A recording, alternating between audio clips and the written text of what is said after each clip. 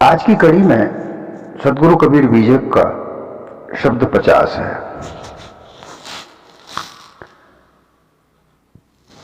इस शब्द में भी सदगुरु कबीर पिछले शब्द की भांति विद्वानों को प्रबोध कर रहे हैं कि हे महापंडितों, हे महाविद्वानों, जरा तुम सोचो कि ऐसा वृक्ष किस काम का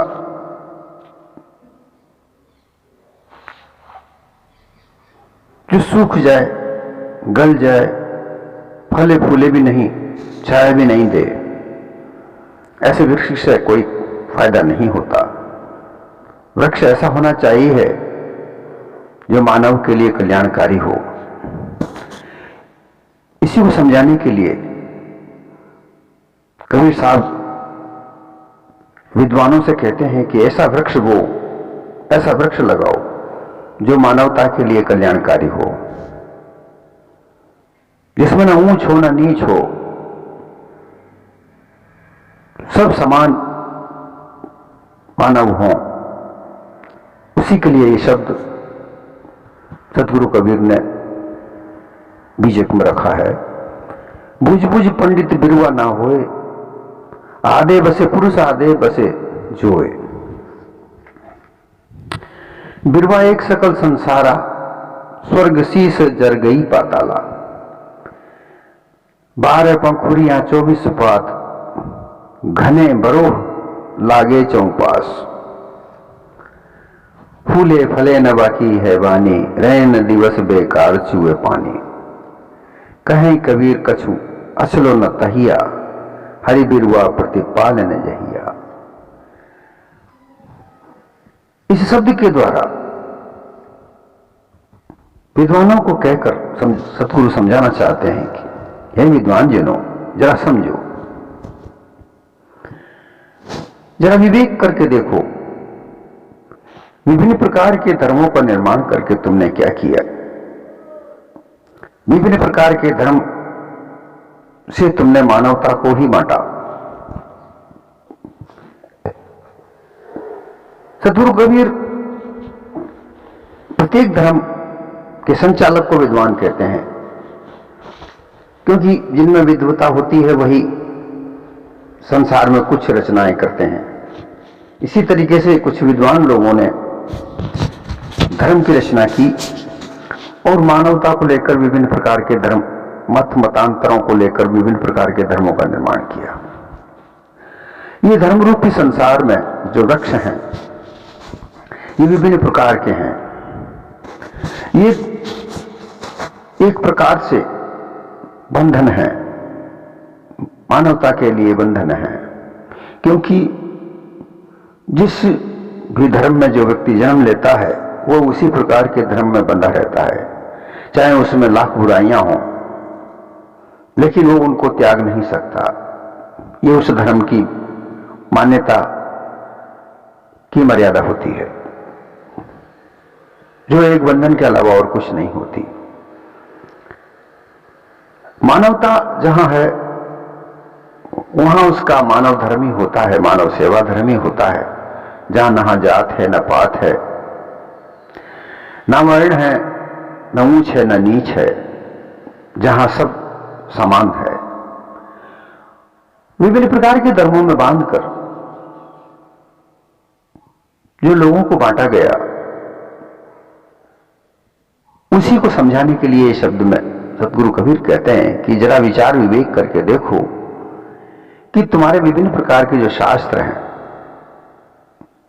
उनमें जो बिरवा का मतलब होता है वृक्ष,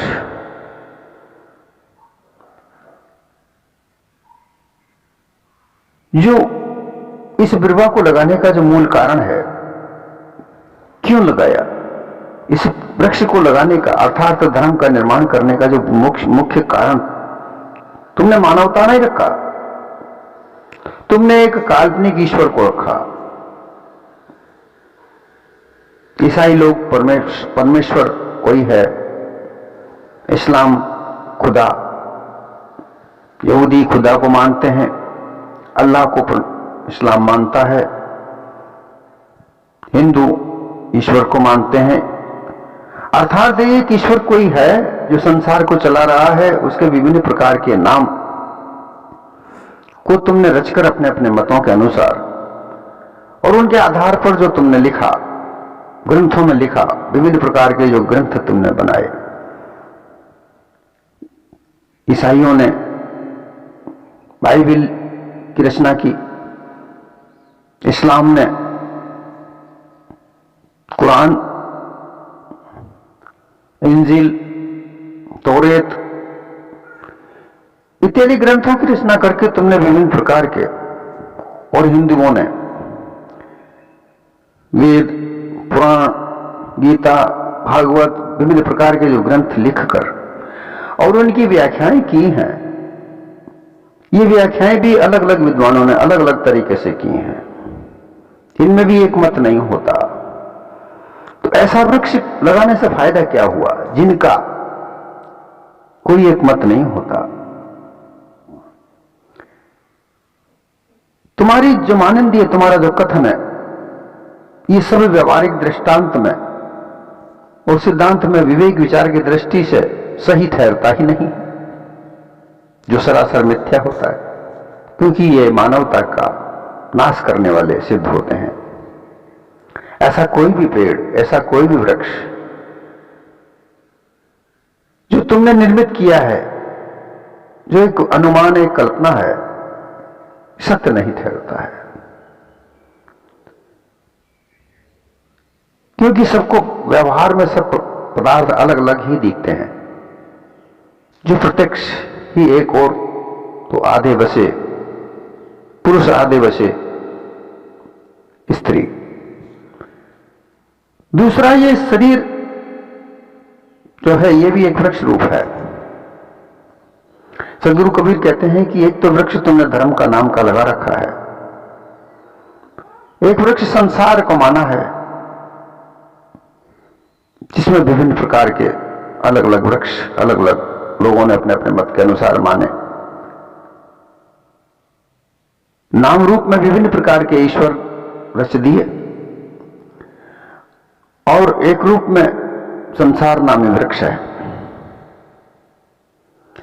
फिर इस मानव तन में आकर सदगुरु कहते हैं कि जो तन है तुम्हारा, ये भी तो एक वृक्ष है, लेकिन इस वृक्ष में तुमने, यहां भी तुमने कमी नहीं छोड़ी, यहां भी तुम्हारी जो करनी है वो तुमने दिखा दी। इसमें भी तुमने ये कह दिया कि इसमें आधा पुरुष है, आधा स्त्री है।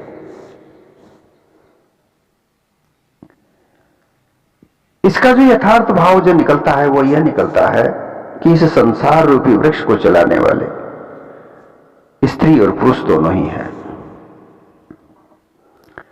स्त्री पुरुष के बगैर ये संसार चल नहीं सकता है, इसका ये भाव बनता है।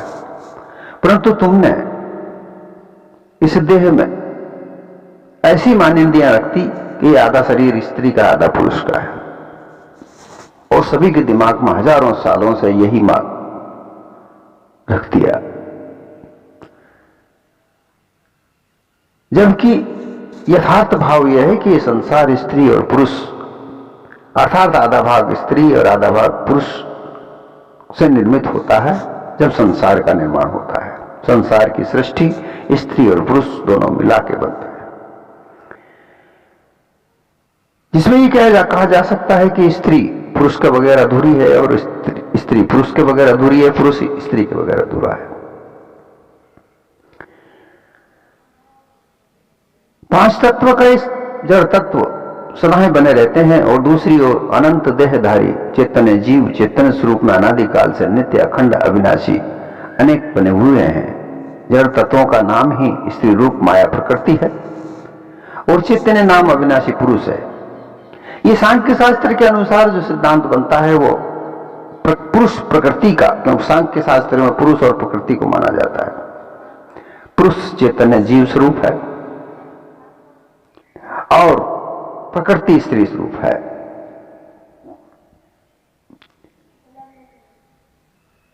इच्छा रूपी नारी है और चैतन्य रूप है। विवेक दृष्टि से अगर देखते हैं तो अर्धांगिनी मानी जाने वाली स्त्री, जिसको जोए आधे में जोए, आधे में पुरुष, आधे बसे जोए। जोए स्त्री के लिए कहा गया है। तो संसार में आधा स्थान स्त्री का है, आधा स्थान पुरुष का है। ये सांसारिक मान्यता है। लेकिन तुमने कल्पना से जिस वृक्ष को रचा, जो धर्म को रचा, उसके लिए तुमने जो बताया है कि बिरवा एक सकल संसारा, स्वर्ग शीस जर गई पातारा, तुमने ऐसा माना है कि ये वृक्ष ऐसा है कि इसकी जो जड़ें हैं वो पाताल में है और इसका शीश जो है वो स्वर्ग में है।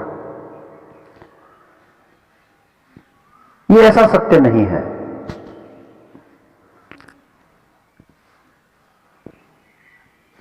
ऐसे सब ग्रंथों में आपने कहा है, वेद आदि धर्म ग्रंथों में कहीं भी ऐसा नहीं लिखी है।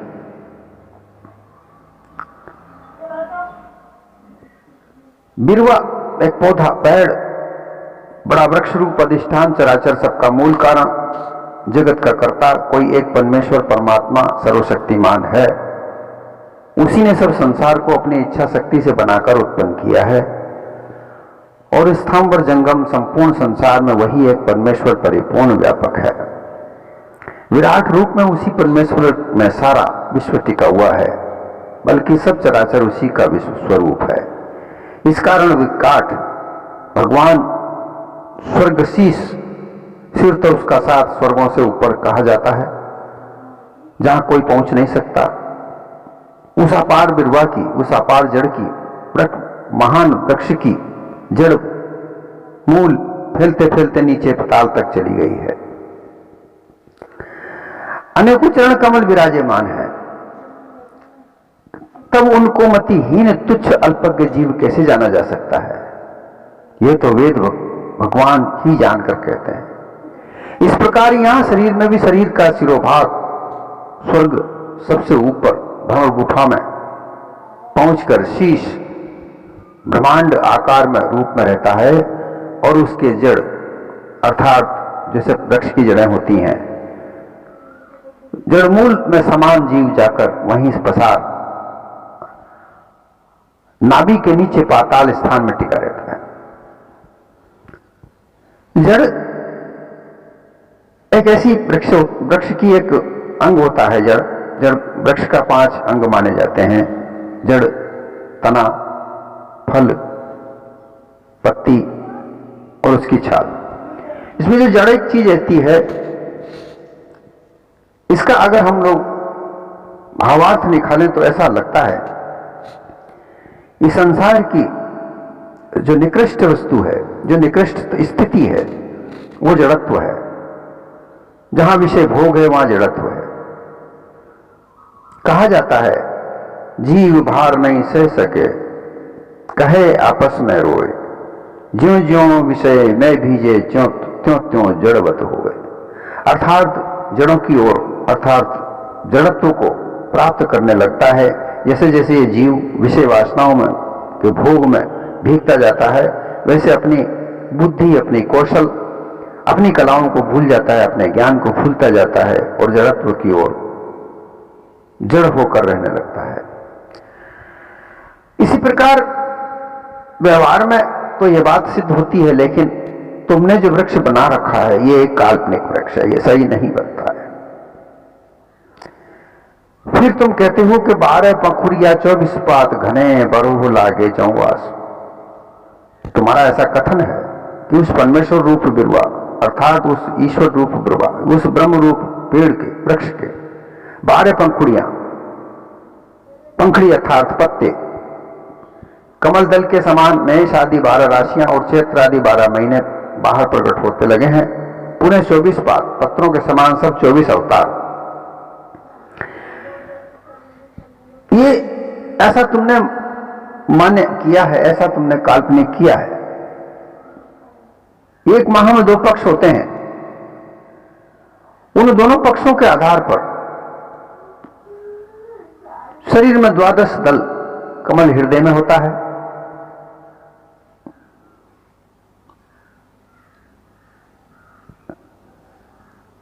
12 राशियों की 12 पंखुड़ियां वाला कमल दल प्रफुल्लित रहता है, और अष्टदल का कमल जो मन का चक्र है, हम चित्त चातुष्टय है, ये 4 मिला के 12 पंखुड़ियां हृदय में खिली रहती हैं।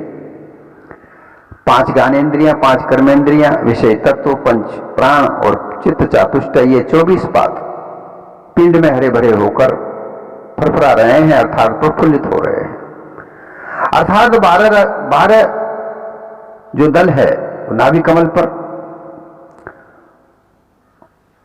और जो अष्टदल बोला वो हृदय कमल, मन कमल, मनस चक्र जिसको कहा जाता है, ये चक्र है।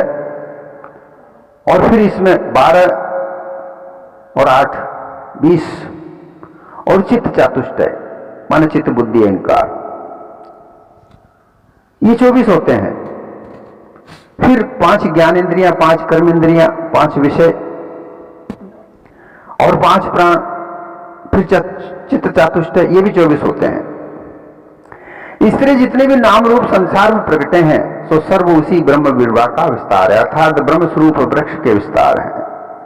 ये इतनी मान्यताएं जो तुमने ही बनाई हैं, इसको बनाने वाला और कोई नहीं, तुम विद्वान लोग जिन्होंने इस धर्म की, इस वृक्ष का निर्माण किया है, इसकी कल्पना की है, और इसी की कल्पना में इतने सारे तुमने जो बनाए हैं, ये जो चीजें जोड़ी हैं, ये वस्तुएं जो तुमने जोड़ी हैं, ये सब काल्पनिक है, ऐसा कुछ नहीं है। अगर इसको व्यवहार रूप में देखा जाता है तो केवल इतना सामने आता है कि 1 साल में 12 महीने होते हैं, और इन 12 महीने में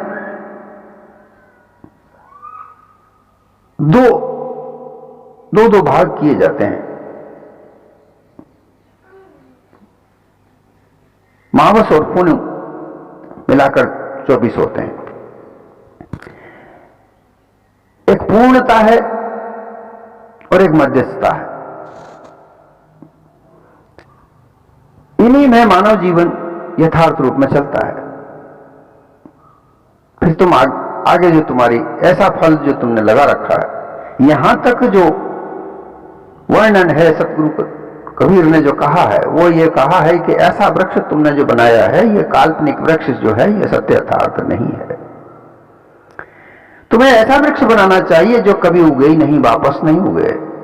ये जो वृक्ष है, ये बार बार इस जीव चेतन स्वरूप जीव को बार बार आवागमन के घेरे में डालता है। इस वृक्ष की मान्यता से तो जीव का आवागमन कभी खत्म नहीं होता, ना ही जीव का कल्याण होता है, भ्रम धोखे में ही पड़ा रहता है। इसका भ्रम धोखा मिटता ही नहीं है। जिस ब्रह्म ईश्वर को तुम कहते हो, उसको ढूंढने के लिए तुम उसको लगाते हो, विभिन्न प्रकार की तरह तरह की युक्तियां उसे बताते हो, लेकिन बाद में कोई मिलता नहीं है, तो फिर कहते हो कि वो अनिर्वचनीय है, उसे पाया नहीं जाता। मन बुद्धि इंद्रियां उसको ढूंढ नहीं सकती।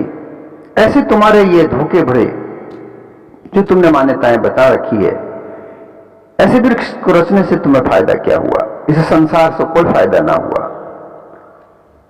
फले ना फले बाकी है वाणी, रैन दिवस सुबह कार छुए पानी। ऐसा वृक्ष किस काम का जो न फले, अर्थात तो उससे कोई फायदा ना मिले। वृक्ष वो होता है जिससे कुछ फल प्राप्त हो। अभी ब्रह्म रूपी ईश्वर रूपी जो फल है, इससे किसी प्रकार का कोई फल प्राप्त नहीं होता। झूठे मूठे लोगों को धोखा में डालकर जो तुमने इनको लगा रखा है, यहां कुछ प्राप्ति होती नहीं है। मानव को प्राप्ति तो उसके कर्मों के आधार पर स्वतः प्राप्त होती है। वो जैसा कर्म करता है वैसा ही मिलता है। ना तो कोई ईश्वर देने वाला है, ना कोई ब्रह्म देने वाला है। ना ब्रह्म की प्राप्ति होती है, ना ईश्वर की प्राप्ति होती है। प्राप्ति होती है तो किसी कर्म को करके, अपने आप को कुशल बनाकर, व्यापार करके, खेती करके, धंधा मजदूरी करके तो धन कमाया जाता है। वो धन की प्राप्ति ही निमित्त मानी जाती है और उससे संसार के सारे कार्य किए जाते हैं। कोई फल, ऐसा वृक्ष जो तुमने बनाया है उसमें ना कभी कोई फूल लगता है, ना कोई फलता है, वो कभी किसी काम नहीं आता, बढ़ता भी नहीं है। उसकी जो वाणियां हैं, वाणी रूप वचन, जो फूलों का जो वर्णन किया जा रहा है, जो तुमने उसकी जो वाणी अर्थात उसके जो फल है, फूल है, वो नेत्रों से देखकर पढ़कर कहीं लाया भी नहीं जाता। उसकी जो वाणी है वो भी एक कल्पना मात्र है, जो तुमने विभिन्न प्रकार की वाणियां अर्थात महिमा, ब्रह्म की महिमा, ईश्वर की महिमा, 10 अवतारों की महिमा, 24 अवतारों की महिमा लिख लिख कर विभिन्न प्रकार के जो शास्त्र जो रच रखे हैं, अर्थात उस वृक्ष की जो शाखाएं हैं वो भी किसी काम की नहीं है। वो भी सब एक काल्पनिक अनुमान ही है। विराट रूप परमेश्वर नेत्रों के पलके लग जाने पर रैन रात्रि होती है, तभी सर्व संसार का प्रलय हो जाता है।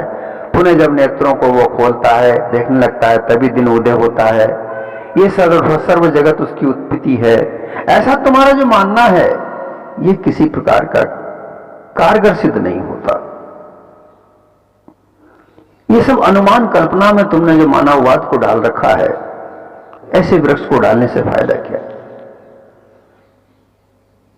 ये वृक्ष तो इस मानव देव को आवागमन के चक्रव्यूह में, भ्रम धोखे के चक्रव्यूह में डालकर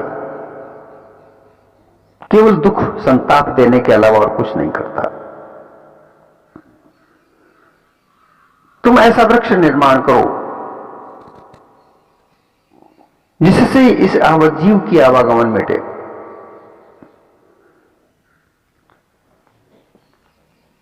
कहीं कबीर कछु अछलो न तहिया, हरि बिरवा प्रतिपाल न जइया। ऊपर जिस विधि से भ्रमित गुरुआ लोगों ने जो उपदेश वर्णन किया, सदगुरु यहां उपदेश देकर समझाना चाहते हैं कि तुम्हें कैसा वृक्ष चाहिए। इन पंक्तियों में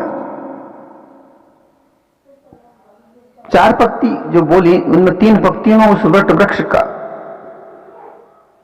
वर्णन किया कि तुमने ऐसा वृक्ष निर्मित किया है जो अनुमान कल्पना के अलावा कुछ नहीं है। अब उपदेश देना चाहते हैं कि तुम जी ये भ्रमिक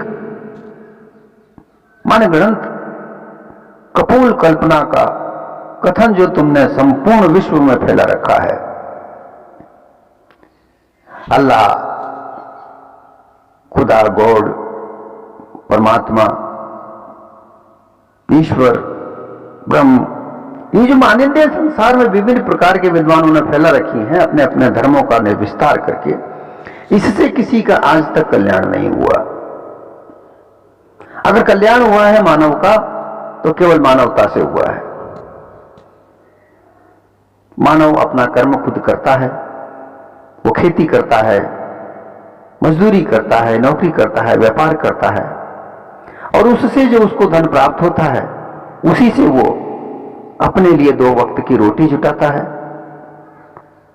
तन ढकने के लिए कपड़े जुटाता है, विश्राम करने के लिए जैसा उसके पास पैसा है वैसा वो विश्राम घर बनाता है और अपना जीवन बसर करता है। परंतु इस वृक्ष जो काल्पनिक कपोल काल्पनिक है, ये वृक्ष हमेशा इस जीव को भ्रम में डाले रहता है। तो सदगुरु कहते हैं कि ये भ्रम तुम्हें कभी परेशान न करे, ये ऐसा वृक्ष कभी उगे ही नहीं। ऐसा विचार करो, ऐसा बूझो, बुझ पंडित बिरवा न हो। तुम ऐसा विचार करो, तुम ऐसा जानो कि ऐसा भ्रम अनुमान का कल्पना का जो वृक्ष तुमने बनाया ये दोबारा उगे ही नहीं, ये खत्म हो जाए और तुम यथार्थ जीवन, मानव जीवन का समझ जो है वह स्वरूप परख सको कि ये मानव जीवन न ऊंच है, न नीच है, न जाति है, न पाति है, न वर्ण है, न हिंदू है, न मुसलमान है, न ईसाई है, न ये यहूदी है, ये तो एक मानव मात्र है। इस मानव मात्र के लिए, मानव कल्याण के लिए ऐसे काल्पनिक वृक्ष की रचना को त्याग दो, ऐसा विचार करो। ऐसा विचार करके कि वट वृक्ष जो तुमने बनाया है ब्रह्म रूप का, ईश्वर रूप का, खुदा रूप का, गॉड रूप का, अल्लाह रूप का, ये समाप्त हो और केवल मानवता का वृक्ष जागे।